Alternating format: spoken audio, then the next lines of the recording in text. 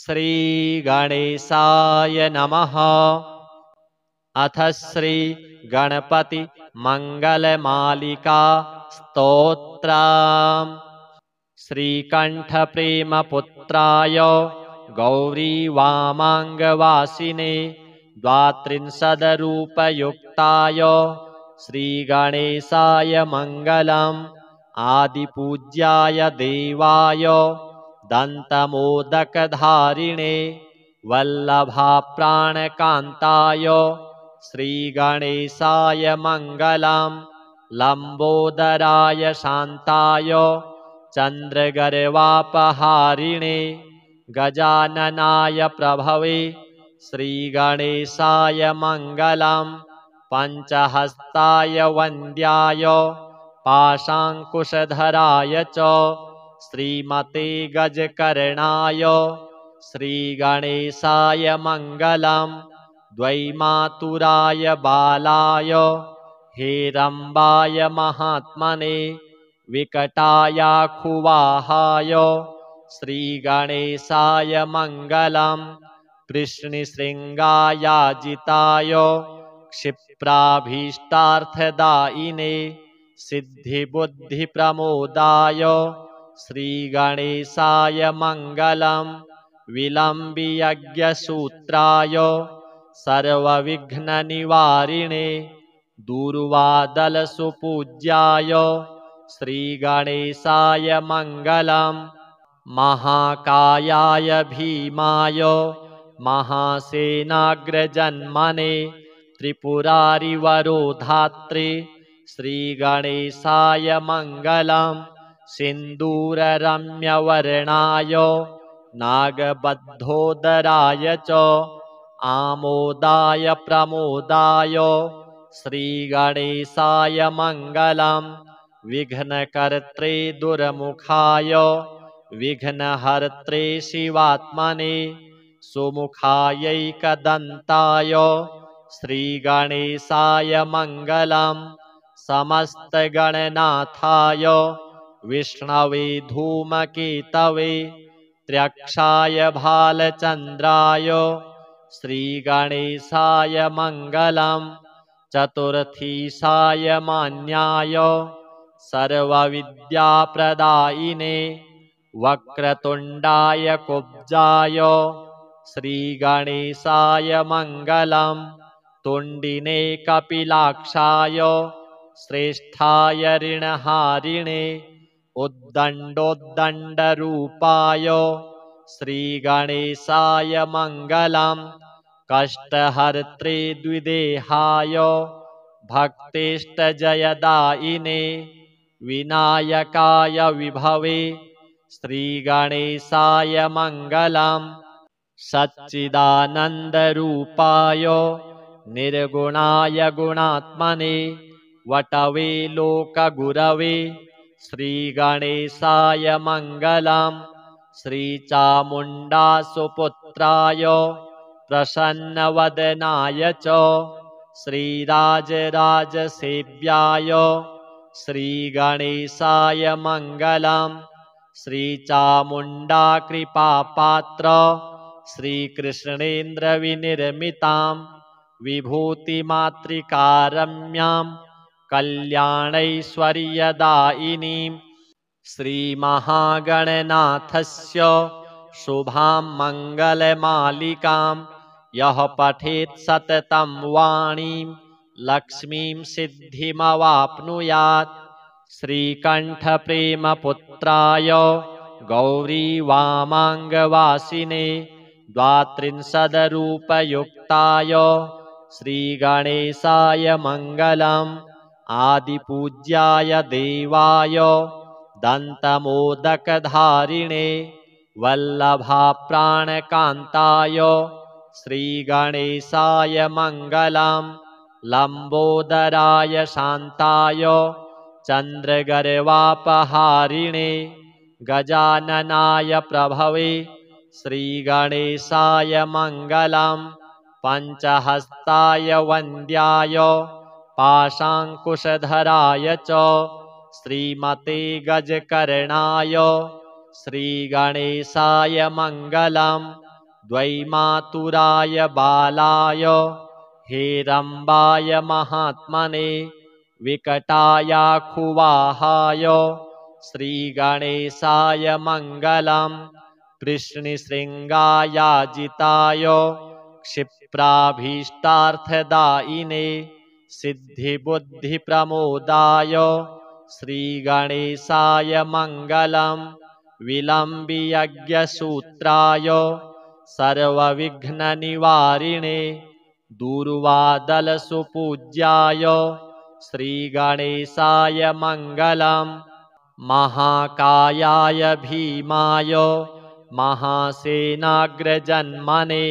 त्रिपुरारिवरोधात्रे श्रीगणेशाय मङ्गलम् सिन्दूररम्यवर्णाय नागबद्धोदराय च आमोदाय प्रमोदाय श्रीगणेशाय मङ्गलम् विघ्नकर्त्रे दुर्मुखाय विघ्नहर्त्रे शिवात्मने सुमुखायैकदन्ताय श्रीगणेशाय मङ्गलम् समस्तगणनाथाय विष्णवे धूमकेतवे त्र्यक्षाय भालचन्द्राय श्रीगणेशाय मङ्गलम् चतुर्थीशाय मान्याय सर्वविद्याप्रदायिने वक्रतुण्डाय कुब्जाय श्रीगणेशाय मङ्गलम् तुण्डिने कपिलाक्षाय श्रेष्ठाय ऋणहारिणे उद्दण्डोद्दण्डरूपाय श्रीगणेशाय मङ्गलम् कष्टहर्त्रे द्विदेहाय भक्तेष्टजयदायिने विनायकाय विभवे श्रीगणेशाय मङ्गलम् सच्चिदानन्दरूपाय निर्गुणाय गुणात्मने वटवे लोकगुरवे श्रीगणेशाय मङ्गलम् श्रीचामुण्डासुपुत्राय प्रसन्नवदनाय च श्रीराजराजसेव्याय श्रीगणेशाय मङ्गलम् श्रीचामुण्डाकृपापात्र श्रीकृष्णेन्द्रविनिर्मितां विभूतिमातृकारम्यां कल्याणैश्वर्यदायिनीं श्रीमहागणनाथस्य शुभां मङ्गलमालिकां यः पठेत् सततं वाणीं लक्ष्मीं सिद्धिमवाप्नुयात् श्रीकण्ठप्रेमपुत्राय गौरीवामाङ्गवासिने द्वात्रिंशदरूपयुक्ताय श्रीगणेशाय मङ्गलम् आदिपूज्याय देवाय दन्तमोदकधारिणे वल्लभाप्राणकान्ताय श्रीगणेशाय मङ्गलम् लम्बोदराय शान्ताय चन्द्रगर्वापहारिणे गजाननाय प्रभवे श्रीगणेशाय मङ्गलम् पञ्चहस्ताय वन्द्याय पाशाङ्कुशधराय च श्रीमते गजकर्णाय श्रीगणेशाय मङ्गलम् द्वैमातुराय बालाय हेरम्बाय महात्मने विकटायाखुवाहाय श्रीगणेशाय मङ्गलम् कृष्णशृङ्गायाजिताय क्षिप्राभीष्टार्थदायिने सिद्धिबुद्धिप्रमोदाय श्रीगणेशाय मङ्गलम् विलम्बियज्ञसूत्राय सर्वविघ्ननिवारिणे दूर्वादलसुपूज्याय श्रीगणेशाय मङ्गलम् महाकायाय भीमाय महासेनाग्रजन्मने त्रिपुरारिवरोधात्रे श्रीगणेशाय मङ्गलम् सिन्दूररम्यवर्णाय नागबद्धोदराय च आमोदाय प्रमोदाय श्रीगणेशाय मङ्गलम् विघ्नकर्त्रे दुर्मुखाय विघ्नहर्त्रे शिवात्मने सुमुखायैकदन्ताय श्रीगणेशाय मङ्गलम् समस्तगणनाथाय विष्णवे धूमकेतवे त्र्यक्षाय भालचन्द्राय श्रीगणेशाय मङ्गलम् चतुर्थीशाय मान्याय सर्वविद्याप्रदायिने वक्रतुण्डाय कुब्जाय श्रीगणेशाय मङ्गलम् तुण्डिने कपिलाक्षाय श्रेष्ठाय ऋणहारिणे उद्दण्डोद्दण्डरूपाय श्रीगणेशाय मङ्गलम् कष्टहर्त्रे द्विदेहाय भक्तिष्टजयदायिने विनायकाय विभवे श्रीगणेशाय मङ्गलम् सच्चिदानन्दरूपाय निर्गुणाय गुणात्मने वटवे लोकगुरवे श्रीगणेशाय मङ्गलम् श्रीचामुण्डासुपुत्राय प्रसन्नवदनाय च श्रीराजराजसेव्याय श्रीगणेशाय मङ्गलम् श्रीचामुण्डाकृपापात्र श्रीकृष्णेन्द्रविनिर्मितां विभूतिमातृकारम्यां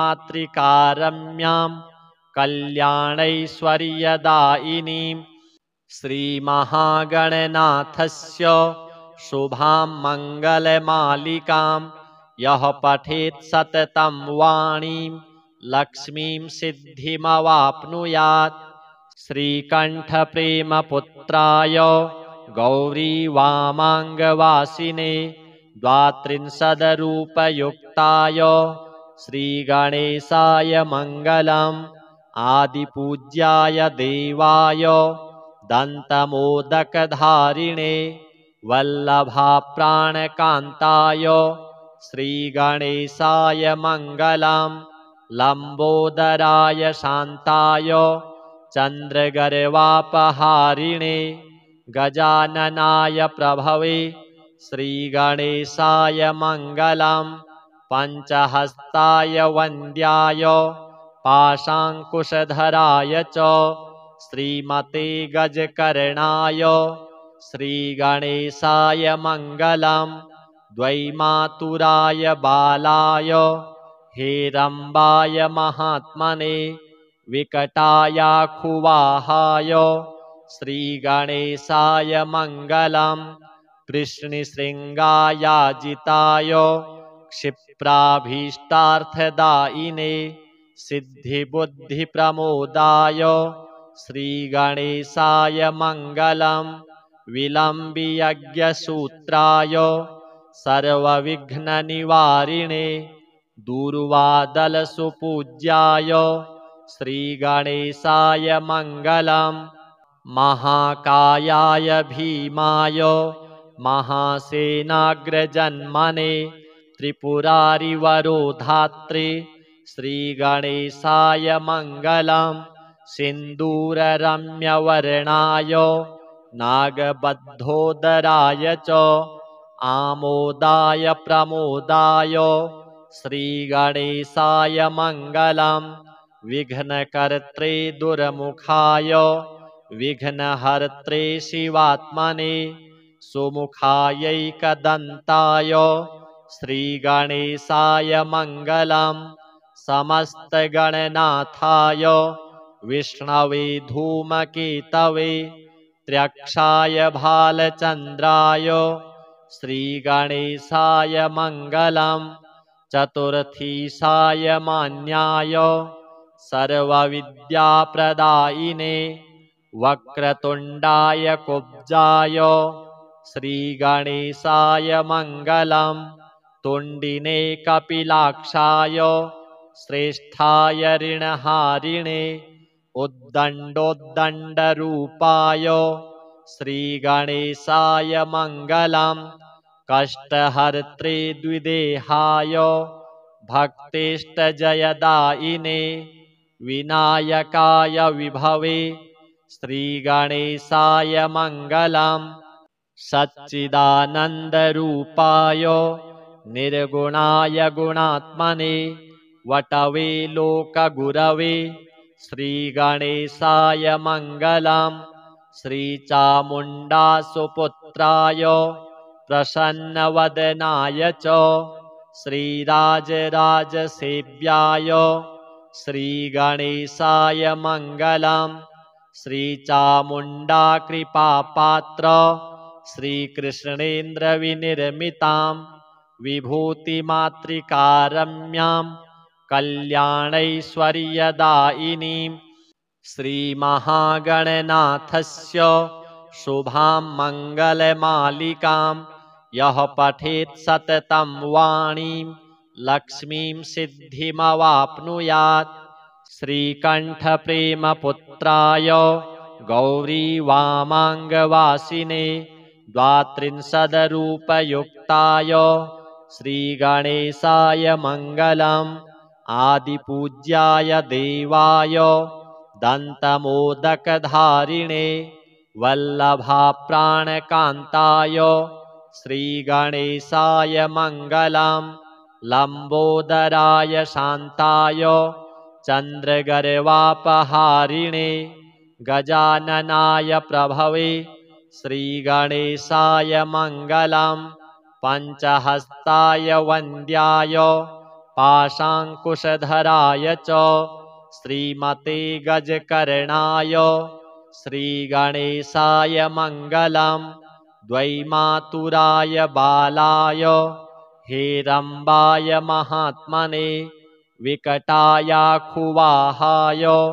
श्रीगणेशाय मङ्गलम् कृष्णशृङ्गायाजिताय क्षिप्राभीष्टार्थदायिने सिद्धिबुद्धिप्रमोदाय श्रीगणेशाय मङ्गलम् विलम्बियज्ञसूत्राय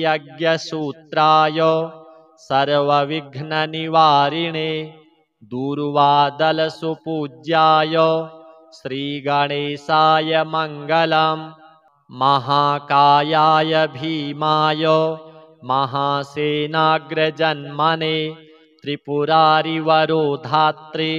श्रीगणेशाय मङ्गलम् सिन्दूररम्यवर्णाय नागबद्धोदराय च आमोदाय प्रमोदाय श्रीगणेशाय मङ्गलम् विघ्नकर्त्रे दुर्मुखाय विघ्नहर्त्रे शिवात्मने सुमुखायैकदन्ताय श्रीगणेशाय मङ्गलम् समस्तगणनाथाय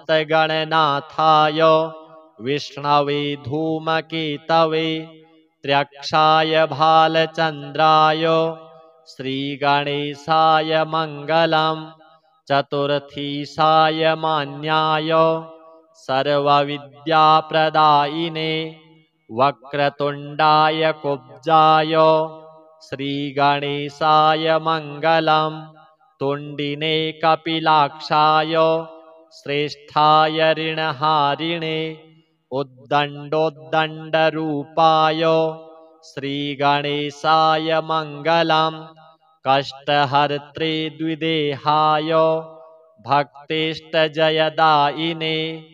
विनायकाय विभवे श्रीगणेशाय मङ्गलम् सच्चिदानन्दरूपाय निर्गुणाय गुणात्मने वटवे लोकगुरवे श्रीगणेशाय मङ्गलम् श्रीचामुण्डासुपुत्राय प्रसन्नवदनाय च श्रीराजराजसेव्याय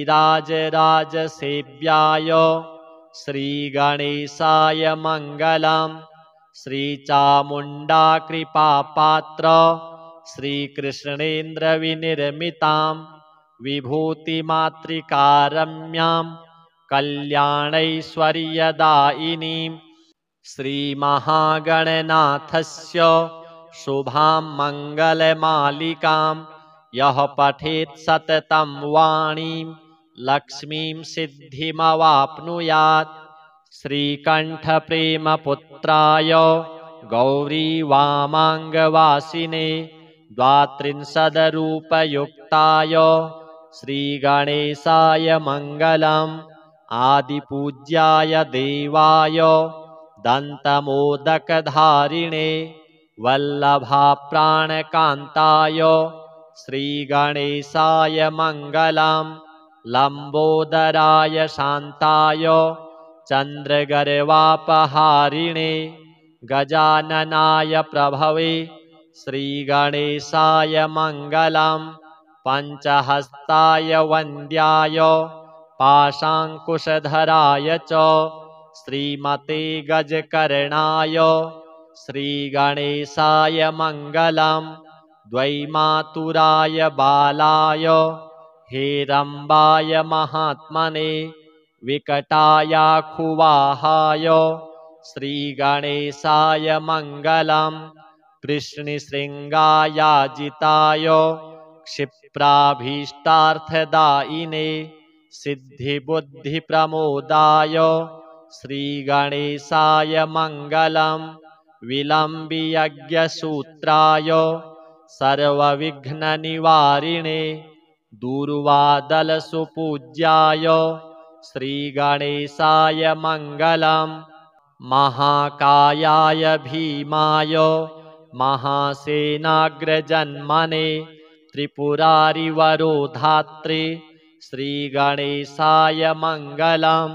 सिन्दूररम्यवर्णाय नागबद्धोदराय च आमोदाय प्रमोदाय श्रीगणेशाय मङ्गलम्। विघ्नकर्त्रे दुर्मुखाय विघ्नहर्त्रे शिवात्मने सुमुखायैकदन्ताय श्रीगणेशाय मङ्गलम्। समस्तगणनाथाय विष्णवे धूमकेतवे त्र्यक्षाय भालचन्द्राय श्रीगणेशाय मङ्गलम्। चतुर्थीशाय मान्याय सर्वविद्याप्रदायिने वक्रतुण्डाय कुब्जाय श्रीगणेशाय मङ्गलम्। तुण्डिने कपिलाक्षाय श्रेष्ठाय ऋणहारिणे उद्दण्डोद्दण्डरूपाय श्रीगणेशाय मङ्गलम्। कष्टहर्त्रे द्विदेहाय भक्तेष्टजयदायिने विनायकाय विभवे श्रीगणेशाय मङ्गलम्। सच्चिदानन्दरूपाय निर्गुणाय गुणात्मने वटवे लोकगुरवे श्रीगणेशाय मङ्गलम्। श्रीचामुण्डासुपुत्राय प्रसन्नवदनाय च श्रीराजराजसेव्याय श्रीगणेशाय मङ्गलम्। श्रीचामुण्डाकृपापात्र श्रीकृष्णेन्द्रविनिर्मितां विभूतिमातृकारम्यां कल्याणैश्वर्यदायिनीं श्रीमहागणनाथस्य शुभां मङ्गलमालिकां यः पठेत् सततं वाणीं लक्ष्मीं सिद्धिमवाप्नुयात्। श्रीकण्ठप्रेमपुत्राय गौरीवामाङ्गवासिने द्वात्रिंशदरूपयुक्ताय श्रीगणेशाय मङ्गलम्। आदिपूज्याय देवाय दन्तमोदकधारिणे वल्लभाप्राणकान्ताय श्रीगणेशाय मङ्गलम्। लम्बोदराय शान्ताय चन्द्रगर्वापहारिणे गजाननाय प्रभवे श्रीगणेशाय मङ्गलम्। पञ्चहस्ताय वन्द्याय पाशाङ्कुशधराय च श्रीमते गजकर्णाय श्रीगणेशाय मङ्गलम्। द्वैमातुराय बालाय हेरम्बाय महात्मने विकटायाखुवाहाय श्रीगणेशाय मङ्गलम् वृष्णिशृङ्गायाजिताय क्षिप्राभीष्टार्थदायिने सिद्धिबुद्धिप्रमोदाय श्रीगणेशाय मङ्गलम् विलम्बियज्ञसूत्राय सर्वविघ्ननिवारिणे दूर्वादलसुपूज्याय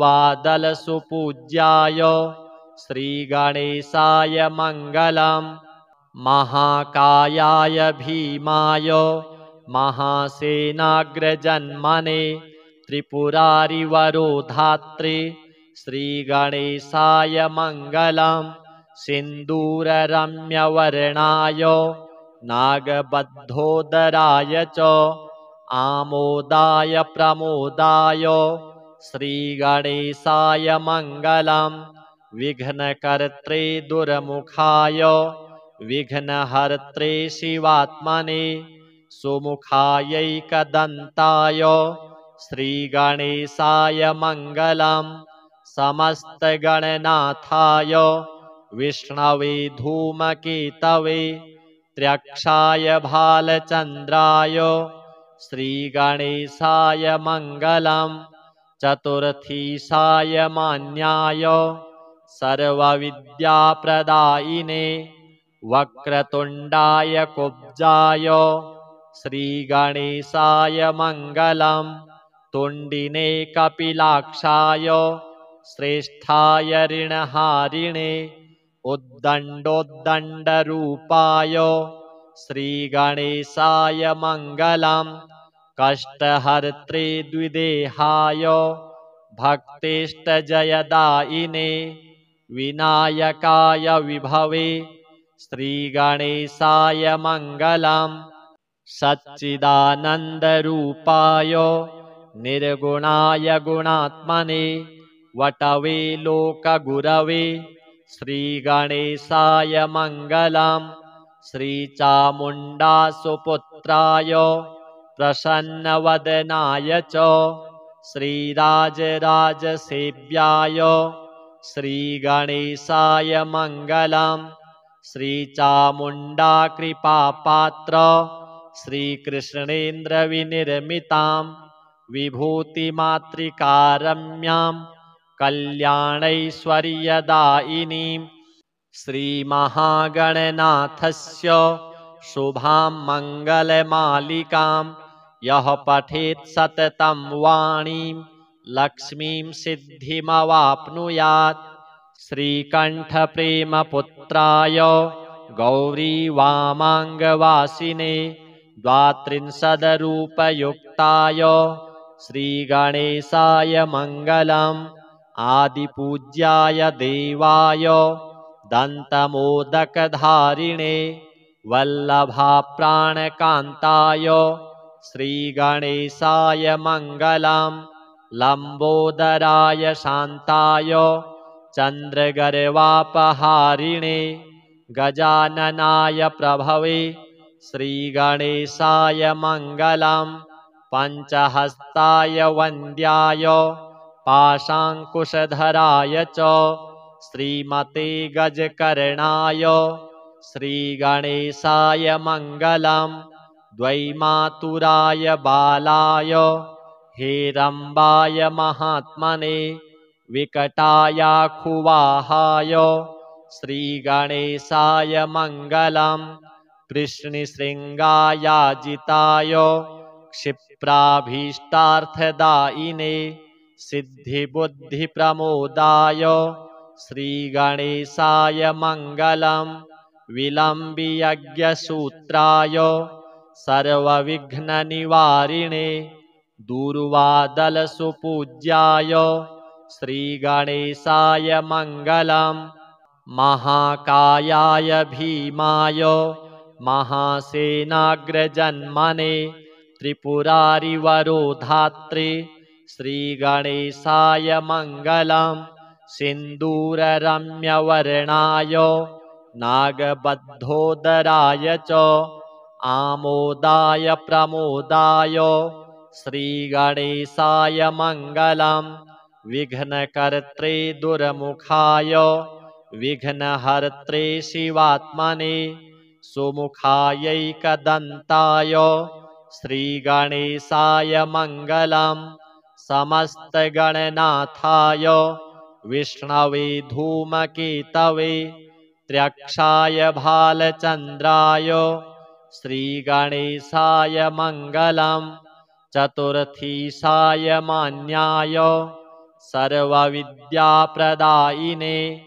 वक्रतुण्डाय कुब्जाय श्रीगणेशाय मङ्गलम् तुण्डिने कपिलाक्षाय श्रेष्ठाय ऋणहारिणे उद्दण्डोद्दण्डरूपाय श्रीगणेशाय मङ्गलम् कष्टहर्त्रे द्विदेहाय भक्तिष्टजयदायिने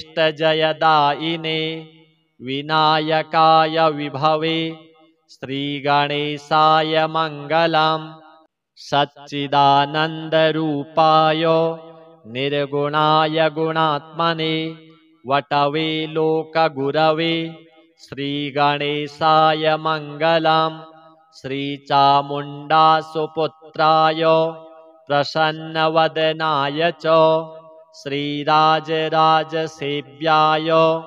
श्रीगणेशाय मङ्गलम् श्रीचामुण्डाकृपापात्र श्रीकृष्णेन्द्रविनिर्मितां विभूतिमातृकारम्यां कल्याणैश्वर्यदायिनीं श्रीमहागणनाथस्य शुभां मङ्गलमालिकां यः पठेत् सततं वाणीं लक्ष्मीं सिद्धिमवाप्नुयात् श्रीकण्ठप्रेमपुत्राय गौरीवामाङ्गवासिने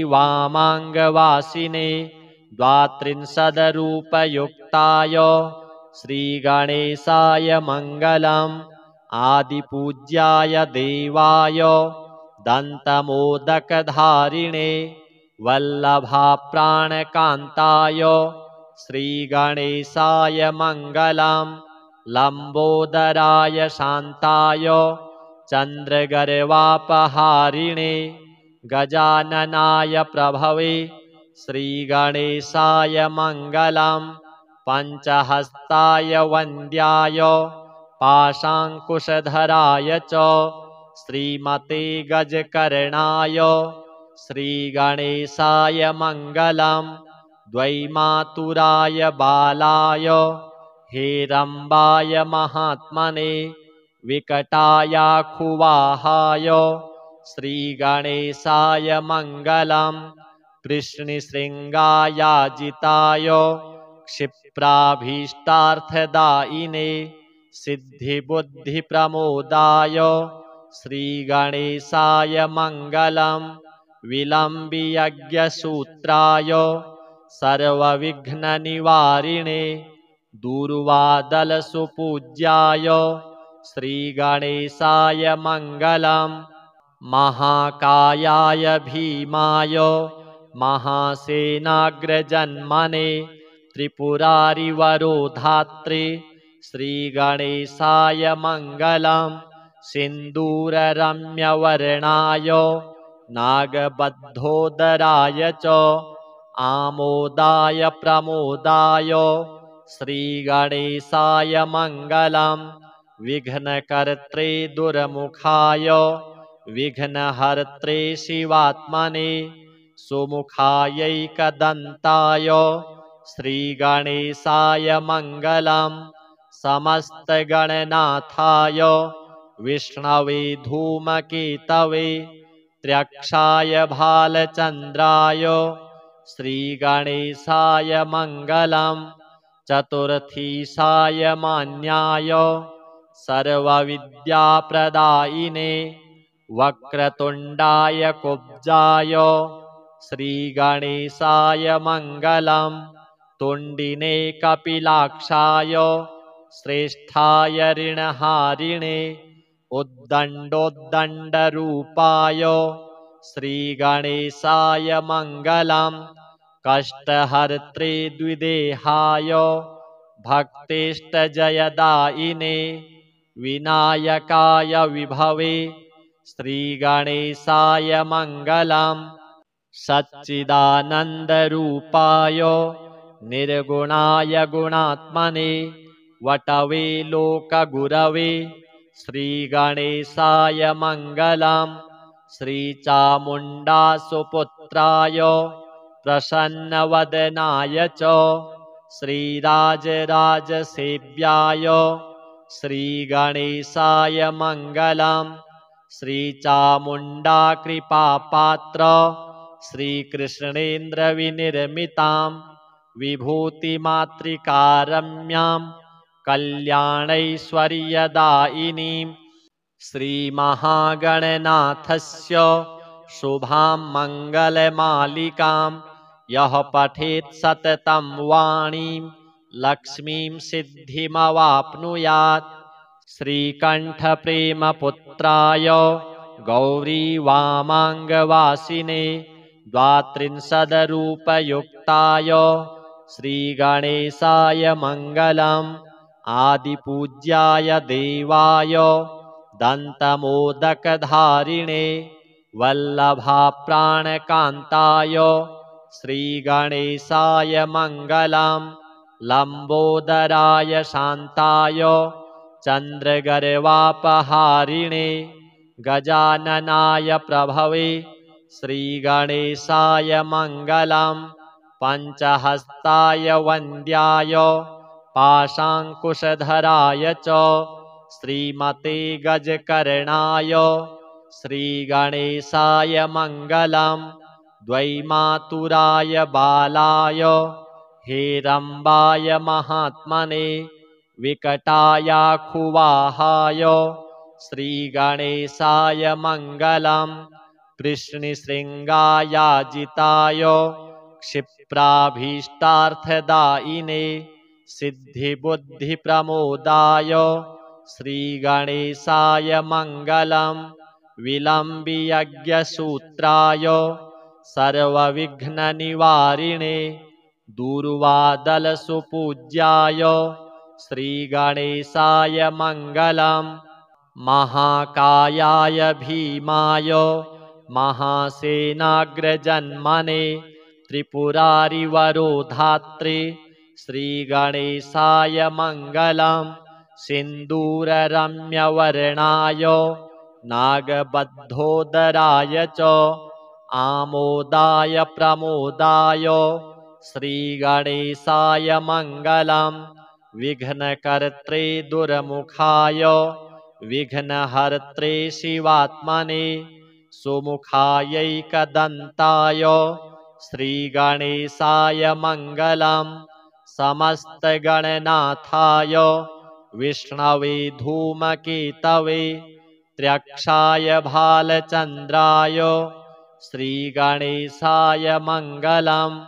चतुर्थीशाय मान्याय सर्वविद्याप्रदायिने वक्रतुण्डाय कुब्जाय श्रीगणेशाय मङ्गलम्। तुण्डिने कपिलाक्षाय श्रेष्ठाय ऋणहारिणे उद्दण्डोद्दण्डरूपाय श्रीगणेशाय मङ्गलम्। कष्टहर्त्रे द्विदेहाय भक्तेष्टजयदायिने विनायकाय विभवे श्रीगणेशाय मङ्गलम्। सच्चिदानन्दरूपाय निर्गुणाय गुणात्मने वटवे लोकगुरवे श्रीगणेशाय मङ्गलम्। श्रीचामुण्डासुपुत्राय प्रसन्नवदनाय च श्रीराजराजसेव्याय